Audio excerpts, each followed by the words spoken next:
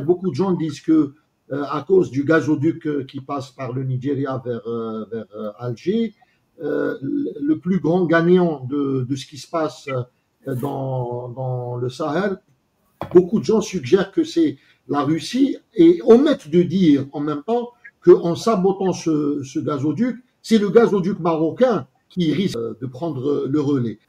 Donc, il ne faut pas aller très vite en besogne pour essayer de faire des raccourcis pour dire que la Russie est en quelque sorte euh, impliquée plus ou moins, avec des guillemets, en ce qui concerne cette volonté de vouloir saboter le gazoduc qui passe pour un peu favoriser les gazoducs russes. Non, je ne pense pas que ça soit la raison, parce que entre l'Algérie et la Russie, il y a des liens historiques, des liens stratégiques. Et les Russes n'iraient pas jusqu'au point à remettre en cause une relation historique, stratégique avec l'Algérie.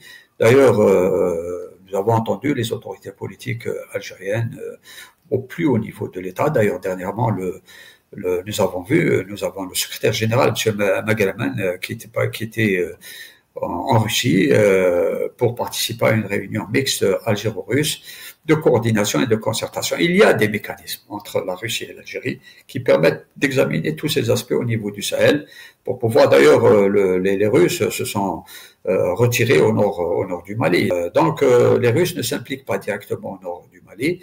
Il est connu, nous avons entendu notre président de la République à plusieurs reprises dans ses discours, il est revenu de manière assez diplomatique pour dire que là où vous avez des troubles, là où vous avez de la subversion, nous avons toujours cet acteur émirati derrière pour financer la subversion, pour financer la rébellion. Là, mais je vais vous dire que l'Algérie est un pays, est un grand pays, que ni le Maroc, ni les Émirats, ni quelqu'un d'autre ne peuvent déstabiliser l'Algérie. Mais l'Algérie, ce n'est plus l'Algérie des années 90.